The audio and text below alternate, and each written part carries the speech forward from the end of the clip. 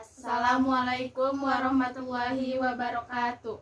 Perkenalkan, nama saya Helma Putri Yuningsi dari kelas 11 MIPA 2. Perkenalkan, nama saya Adinda Ayu Pratiwi dari kelas 11 MIPA 2. Di sini kami akan mempresentasikan materi mengenai hidung atau indera pembau.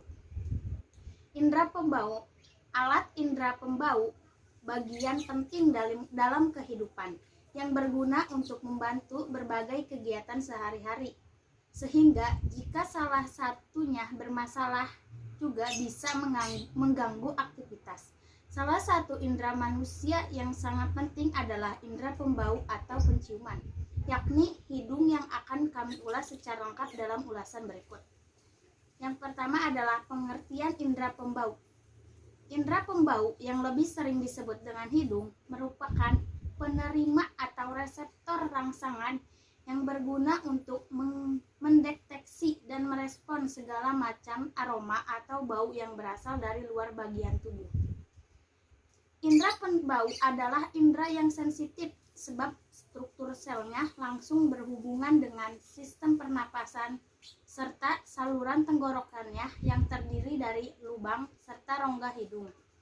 Sedangkan rongga hidung sendiri tersusun dari tulang dan tengkorak yang di bagian dalamnya terdapat rambut halus yang berguna untuk menyerap kotoran masuk lewat sistem pernapasan atau respiratory, yang ada juga beberapa bagian lainnya seperti intermediate konka nasal superior serta inferior. Pada bagian konka nasal superior terdapat akar sel serta jaringan saraf penciuman atau nervus olfaktorius dari saraf kranial pertama yang berguna untuk mendeteksi segala bau yang masuk lewat napas. Tugas utama dari sistem pembau atau sistem kimia yang dilepaskan ke udara sehingga menghasilkan bau. Molekul kimia yang ada di udara bisa terdeteksi apabila masuk ke reseptor olfaktori lewat proses menghirup. B. Sistem olfaktori. Semua manusia bisa membedakan segala macam bau, bukan karena memiliki banyak reseptor pembau, namun memang merupakan kemampuan yang ditentukan oleh prinsip-prinsip komposisi atau komponen organ pembau memiliki 7 reseptor, akan tetapi bisa berbeda-beda. Alat pembau yang dinamakan dengan organon olfaktorius yakni dapat menerima stimulus benda kimia sehingga reseptornya dinamakan dengan chemoresponsor. Organon olfaktus ada di hidung bagian atas, yaitu konka superior, di mana membran ini hanya akan menerima rangsangan dari benda yang dapat menguap serta berwujud gas. Struktur bagian seperti indera lainnya, indera pembau, pencium atau hidung juga struktur bagiannya terdiri dari beberapa, yakni rongga hidung. Bagian dari indera pembau yang pertama adalah rongga hidung. Dalam rongga hidung ini memiliki selaput lendir dan juga rambut tipis yang sering disebut dengan bulu hidung. Ini bisa berfungsi karena bantuan dari tulang hidung serta tengkorak. Fungsi utama adalah untuk menyebarkan udara, terutama oksigen bagian terluar tubuh tengkorak menuju ke jaringan bagian paru-paru yang merupakan bagian akhir dari proses. Lubang serta bulu hidung. Pada bagian dalam hidung juga terdapat bulu hidung serta selaput lendir yang berguna untuk menyaring dan melindungi rongga hidung pada benda asing yang masuk seperti debu dan juga hasil reaksi radikal bebas seperti asap rokok, polusi asap kendaraan, dan lain sebagainya. Selaput lendir atau mukus merupakan bagian dari hidung yang berguna sebagai media untuk melekatkan kotoran yang dibawa udara Fungsi utamanya adalah untuk menghalangi supaya tidak masuk ke bagian rongga hidung. Ketika kita sering membersihkan hidung, maka terkadang ada banyak penumpukan kotoran yang dinamakan selaput lendir. Yang keempat, saraf pendeteksi bau. Saraf pendeteksi bau merupakan bagian dari indera pembau yang peka pada kotoran yang tipis, yang bahkan tidak terlihat mata. Saraf pendeteksi bau ini bisa mencium bau termasuk untuk kadar yang paling rendah, hingga bau yang paling menyengat sekalipun. Yang kelima, tulang rawan atau tulang lunak. Tulang rawan di dalam hidung merupakan tulang yang lentur dan bisa retak ketika terbentur dengan keras. Tulang rawan tersebut terdiri dari cartilago septum atau lamina, quadrangularis, dan columella. Cartilago septum ini dilapisi dengan bagian perikondrium di jaringan beberapa tulang lunak dan juga peristium di tulang keras. Sedangkan untuk bagian luarnya dilapisi dengan mukus hidung yang berguna untuk menopang semua bagian hidung agar bentuknya tetap sesuai dengan aslinya. Tanpa adanya tulang rawan, maka hidung tidak akan bisa bekerja dengan baik. Fungsi indera pembau. Mukosa hidung yang melapisi rongga hidung serta sinus pranasal juga akan mengondisikan udara yang masuk yang dibutuhkan untuk menghangatkan atau melembabkan. Selain itu, ada beberapa fungsi indera pembau lainnya yang sangat penting untuk Anda ketahui, seperti untuk bernapas. Fungsi pertama dari indera pembau adalah untuk bernapas. Udara akan mengalir masuk serta keluar selama bernapas normal. Lapisan di dalam hidung mempunyai banyak pembuluh darah pada permukaannya. Darah nantinya akan mengalir lewat hidung dan akan menghangatkan udara ketika bernapas. Selain itu, hidung juga akan melembabkan udara sebelum sampai ke paru-paru. Udara nantinya akan masuk ke dalam tubuh lewat hidung serta dihangatkan, dilembabkan, dan disaring panas, dan juga kelembaban yang sama nantinya akan ditangkap setiap Anda menghembuskan napas. Yang kedua, untuk penciuman. Penciuman juga menjadi fungsi dari indera pembau. Penciuman merupakan komponen kunci ingatan, ketertarikan fisik, serta koneksi emosional. Saraf penciuman merupakan saraf kranial yang membuat komunikasi antara hidung dan otak terjadi. Yang ketiga, berhubungan dengan indera pengecap. Fungsi indera pembau juga berhubungan erat dengan indera perasa atau indera pengecap.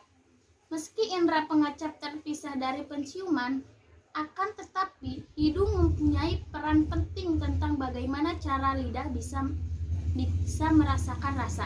Materi selanjutnya akan dilanjutkan oleh Adinda. Yang selanjutnya yaitu cara kerja indera pembau. Bau yang ada di luar tubuh, seperti molekul di udara, akan memicu rangsang, dan pada rongga hidung ada saraf bernama olfaktori epithelium, di mana impuls yang ada di sekitar bulu hidung akan menggetarkan saraf olfaktori.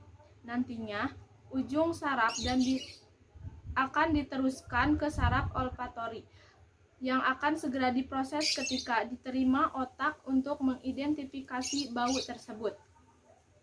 Udara yang sudah masuk ke tenggorokan akan dilanjutkan ke bronkus dan kemudian menuju ke paru-paru. Alveolus nantinya berfungsi untuk mengendarakan udara bersih ke darah yang nantinya akan dialirkan ke seluruh tubuh.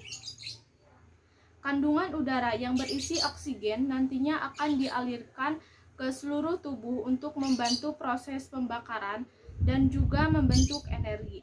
Sedangkan zat yang tidak dibutuhkan tubuh yakin berkondisi segera akan dikeluarkan lewat paru-paru dan dibawa ke atas, yaitu ke bronkus, dan akhirnya sampai di tenggorokan, kemudian dikeluarkan dari hidung.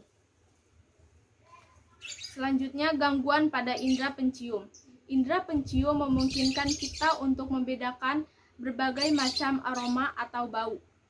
Misalnya aroma kopi, coklat, parfum, bunga, hingga rempah-rempah. Namun, kemampuan indra pencium tidak terkadang bisa menurun atau bahkan hilang sama sekali. Berikut ini adalah beberapa jenis gangguan yang bisa terjadi pada indra pencium. Yang pertama, hiposmia, yaitu menurunnya kemampuan untuk mendeteksi bau.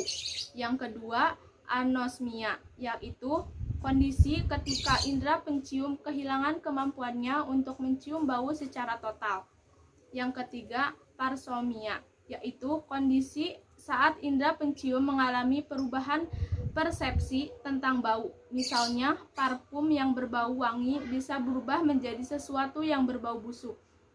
Yang keempat, pantosmia, yaitu saat seorang pencium aroma tertentu yang sebenarnya tidak ada. Misalnya, hal ini disebabkan oleh halusinasi. Gangguan indera pencium ini dapat disebabkan oleh berbagai faktor, seperti penuaan, sering merokok, cedera kepala atau hidung, perubahan hormon, efek samping obat-obatan, hingga penyakit tertentu, seperti pilek, alergi, sinusitis, rhinitis, dan gangguan sistem saraf dan otak. Berbagai cara untuk menjaga indera pencium. Jika indera penciuman terganggu, maka akan muncul berbagai gangguan kesehatan, mulai dari kesulitan atau tidak bisa mendeteksi adanya gas atau zat berbahaya tertentu. Oleh karena itu, kesehatan indera pencium penting untuk dijaga. Ada beberapa cara yang bisa dilakukan untuk menjaga kesehatan indera pencium, yaitu yang pertama, menghindari pemicu alergi. Ketika terjadi reaksi alergi di hidung, rongga hidung akan meradang dan bengkak. Jika hidung terlalu sering mengalami alergi, lama-kelamaan fungsi indera pencium akan terganggu. Jadi, jika Anda memiliki alergi, usahakan untuk menghindari berbagai hal yang dapat memicu alergi Anda. Bila hendak berpergian keluar rumah atau ke tempat yang kotor, gunakanlah masker untuk melindungi hidung. Anda juga dianjurkan selalu mempersiapkan obat-obatan untuk mengatasi gejala alergi yang bisa muncul kapan saja. Yang kedua, membersihkan rumah secara rutin. Bersihkan seluruh bagian rumah, terutama kamar tidur dan kamar mandi, setidaknya seminggu sekali, dengan sapu, mesin penyedot debu, atau lap bersih. Bersihkan pula gorden, spray, sarung bantal, guling, dan mainan anak secara teratur. Jangan lupa untuk selalu menggunakan masker dan sarung tangan, terutama jika menggunakan pembersih yang mengandung bahan kimia. Jika Anda memelihara hewan peliharaan, mandikan setidaknya seminggu sekali dengan air hangat dan sampah khusus binatang. Bersihkan pula kandang, tempat makan, dan tempat minum secara rutin. Yang ketiga, menjaga kualitas udara. Kualitas udara di dalam rumah perlu dijaga agar tidak menimbulkan gangguan kesehatan Anda dan keluarga. Udara yang kotor dapat menyebabkan iritasi atau infeksi pada hidung. Jika sering terjadi hal ini, bisa meningkatkan resiko untuk menimbulkan gangguan pada indera penciuman. Untuk menjaga kualitas udara dalam ruangan, ciptakanlah sirkulasi udara yang baik. Hindari merokok di dalam ruangan atau menggunakan cairan pembersih yang teraroma tajam. Jika perlu, Anda bisa menggunakan alat pembersih udara untuk membantu menghilangkan debu dan kotoran di udara, atau alat pelembab udara agar udara di dalam ruangan tidak terlalu kering. Selanjutnya yang keempat, membersihkan hidung secara rutin. Anda sering mengorek hidung untuk membersihkannya dari kotoran. Mulai sekarang, cobalah untuk tidak melakukan lagi. Ya, sering mengorek hidung atau mengorek hidung terlalu keras dapat membuat hidung terluka dan infeksi serta menyebabkan mimisan. Sekian materi dari kami. Kurang lebihnya mohon dimaafkan. Wassalamualaikum Assalamualaikum warahmatullahi wabarakatuh.